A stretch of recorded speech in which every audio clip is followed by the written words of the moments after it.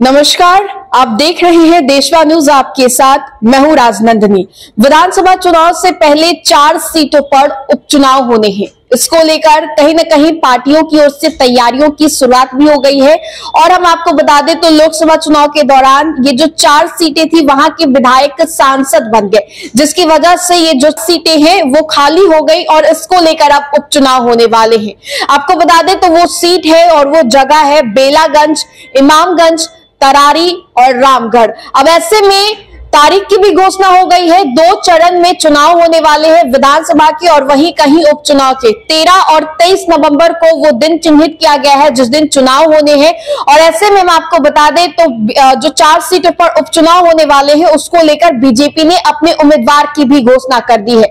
आपको याद होगा कि बीजेपी के खाते में 2 सीटें इस बार दी गई है, एक है तरारी और दूसरा है रामगढ़। जो बाकी 2 अन्य सीटें हैं, इमामगंज वो हम पार्टी में आता है तो वो अभी निर्णय लेना बाकी है, और जो दूसरी है वो मनोरमा देवी जदयू के खाते में आता है तो उस पर भी अभी निर्णय लेना बाकी है।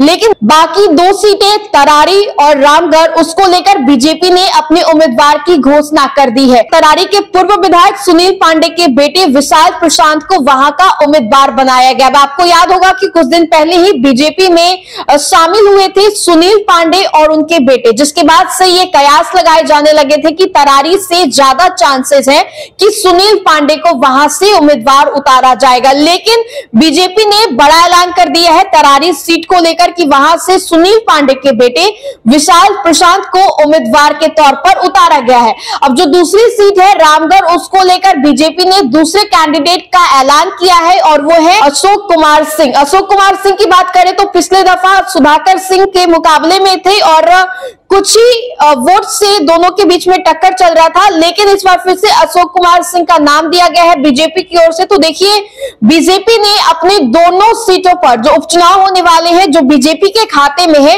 उन दोनों सीटों को लेकर बीजेपी ने ऐलान कर दिया है अपने उम्मीदवार की। तरारी के पूर्व विधायक सुनील पांडे के बेटे विशाल प्रशांत की नाम की घोषणा कर दी है। वहीं रामगढ़ को लेकर आपको बताएं तो अशोक कुमार सिंह का ऐलान कर दिया है। फिलहाल इस अपडेट्स में इतना ही, हम दोबारा जुड़ेंगे। अभी के लिए हमें दे इजाजत, बने रहे हमारे साथ और देखते रहें देशवा न्यूज। धन्यवाद। भारतीय जनता पार्टी का सदस्य बनने के लिए 8800002024 पर मिस्ड कॉल करें। निवेदक भारतीय जनता पार्टी बिहार।